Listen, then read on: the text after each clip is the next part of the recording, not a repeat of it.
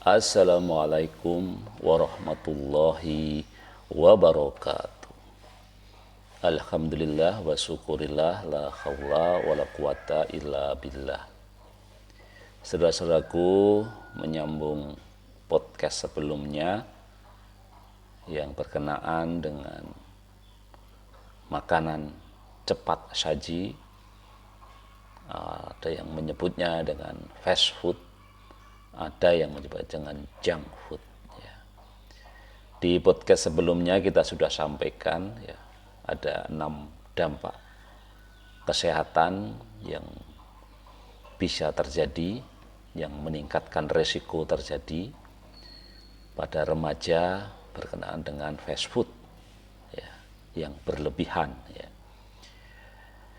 Dampak pertama sudah disebutkan adalah kejadian obesitas ya, kejadian kegemukan, kemudian kejadian hipertensi, kejadian diabetes, kejadian kanker, kejadian jantung,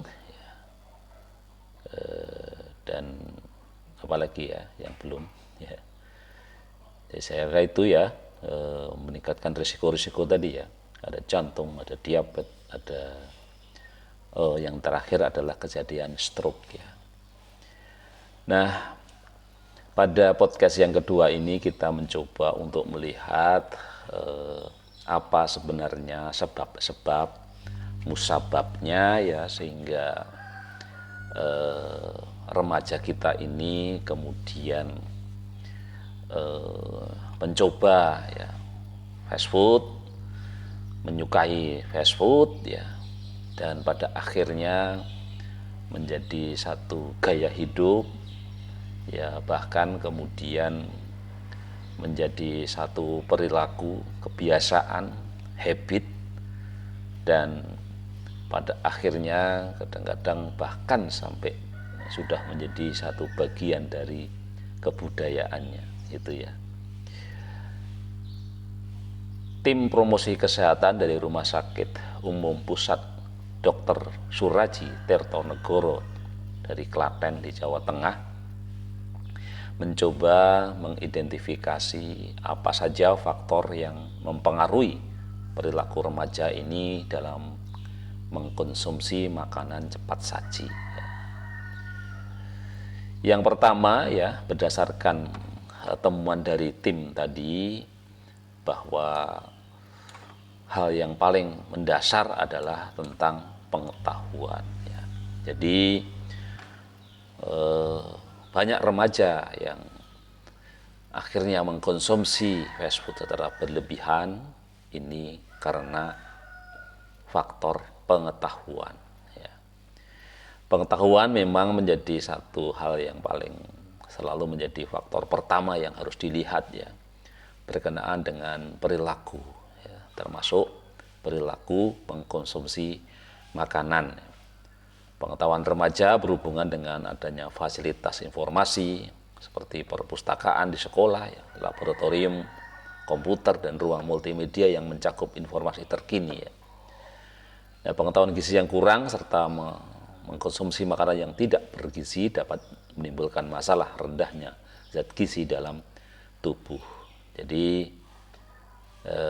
tentu ya solusinya ya terus kita perbanyak informasi berkenaan dengan fast food ini ya, termasuk saya membuat konten YouTube ini gitu ya. Kemudian faktor yang kedua adalah pengaruh teman sebaya ya. Jadi kehidupan remaja ini memang tidak bisa kita lepaskan dari pengaruh teman sebayanya ya, karena kalau kita ingin melihat remaja kita ya, lihatlah temannya gitu ya. Mayoritas remaja mendapatkan dukungan dari teman sebaya untuk mengkonsumsi makanan cepat saji ya, sebanyak 4-27 kali dalam 1 bulan. Pada penelitian tersebut berdasarkan focus group discussion dilakukan, ajakan teman sebaya menjadi salah satu faktor yang mempengaruhi remaja untuk memilih makanan cepat saji atau fast food dibandingkan dengan makanan lainnya. Kemudian faktor yang ketiga ya, adalah tempatnya nyaman untuk berkumpul ya. Jadi banyak restoran makanan cepat saji ataupun junk food biasanya menjadi tempat berkumpul bersama keluarga ataupun teman ya.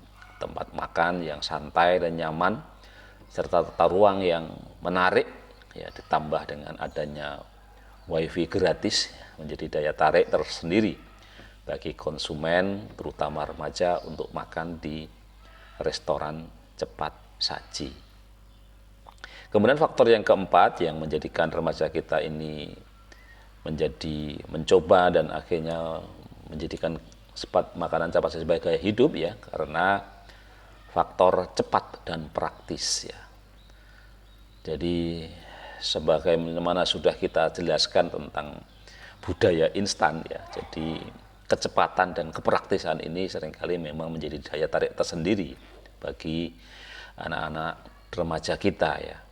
Pelayanan yang cepat dan penyajian yang praktis juga mempengaruhi pelayanan masyarakat untuk mengkonsumsi makanan cepat saji ya. Bagi remaja ya, mengkonsumsi makanan cepat saji ini menjadi pilihan karena keterbatasan waktu yang dimiliki. Kemudian faktor yang kelima adalah rasa yang enak ya. Jadi salah satu alasan mengapa remaja ini mengkonsumsi makanan cepat saji adalah faktor rasa yang enak. Remaja yang terbiasa mengkonsumsi makanan cepat saji menganggap bahwa makanan cepat saji adalah makanan yang memiliki rasa yang enak, mudah didapat dan dapat menggugah selera makanan gitu ya. Kemudian faktor yang keenam adalah uang saku ya. Pendapatan pada satu kelompok yang mengalami peningkatan juga akan mempengaruhi perubahan gaya hidup, terutama pada pola makan ya. Pola makan masyarakat berubah ke arah yang tidak sehat, seperti makan makanan cepat saji ya. Pendapatan orang tua juga akan berpengaruh pada uang saku yang diterima remaja. Ketersediaan uang saku yang diterima remaja akan mempengaruhi pola konsumsi makanan cepat saji ya. Semakin besar uang saku yang dimiliki remaja, maka semakin banyak dan semakin sering remaja mengkonsumsi makanan cepat saji ya. Belum lagi memang di akhir-akhir ini makanan cepat saji juga tidak selalu merogoh uang yang banyak gitu ya. Nah, ini kaitannya dengan faktor yang berikutnya ya, yaitu harga yang murah ya. Jadi di awal-awal munculnya makanan cepat saji, saya kira harganya cukup mahal, terutama untuk kantong-kantong remaja di kelas menengah ke bawah gitu ya. Namun demikian di akhir-akhir ini ya, harga yang murah dan porsi besar yang ditawarkan restoran cepat saji ini juga berpengaruh terhadap kebiasaan mengkonsumsi makanan cepat saji. Jadi banyaknya penawaran diskon dan restoran cepat saji juga meningkatkan keinginan masyarakat untuk membeli makanan tersebut. Jadi kita bisa rasakan gitu ya. Kalau dulu awal-awal muncul ada yang namanya apa ini, sebut merek gak ini ya? Ya fried chicken lah, apa mereknya pun ya, fried chicken di awal-awal yang berbau barat gitu ya, memang cukup mahal bagi kantong kita ya. Tapi sekarang fried chicken sudah ada di kaki lima. Jadi inilah juga yang menjadikan ya, makanan cepat saji ini harganya sangat terjangkau, dan tentu saja dengan rasa yang enak, harga terjangkau, ini akan menjadi pilihan banyak remaja bahkan juga orang tua gitu ya.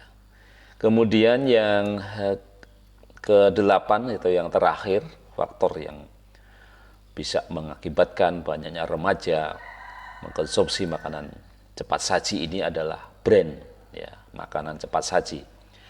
Brand dari suatu restoran cepat saji dapat mempengaruhi seseorang mengkonsumsi makanan cepat saji ini. Remaja cenderung mengkonsumsi makanan yang memiliki brand atau merek yang terkenal sebagai ekspresi diri dalam pergaulan dan menjadi ajang bergengsi. Hal yang menjadi tren pada remaja saat ini adalah berfoto di tempat makan dengan brand tersebut untuk menunjukkan ke teman-teman mereka melalui medsos mereka ya. Hal tersebut menunjukkan bahwa mereka telah mengunjungi dan makan di restoran dengan brand tersebut.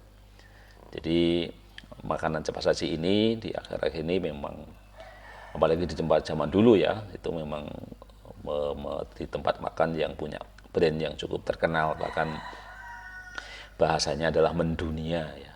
Walaupun baru ya mungkin belum lama kita ya kemudian tahu ya bahwa sebenarnya di negara-negara asal mereka ya, merek-merek makanan cepat saji ini sering disebut di negaranya adalah sebagai junk food ya. Jadi lagi-lagi kita di negara berkembang ini selalu menjadi sasaran empuk ya, sesuatu yang di sana sudah dianggap sampah gitu ya,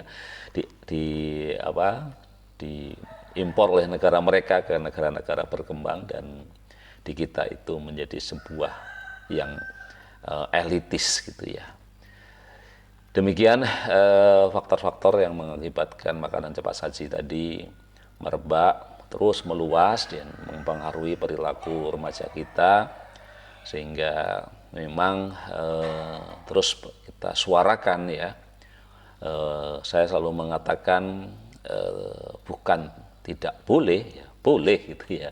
Hanya saja memang bagaimana makanan junk food ini jangan kemudian menjadi sebuah makanan sehari-hari kita ya, apalagi kemudian menjadi satu bagian dari budaya kita, karena ini adalah potensi kerusakan dari makanan ini sudah nyata, dan mari kita kendalikan diri kita ya.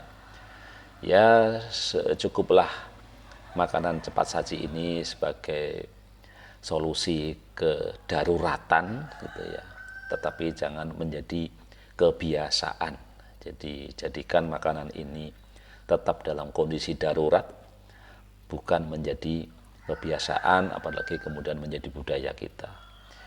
Tetap semangat, tetap sehat ya, sehat fisik, mental, sosial, dan spiritual. Wassalamualaikum warahmatullahi wabarakatuh.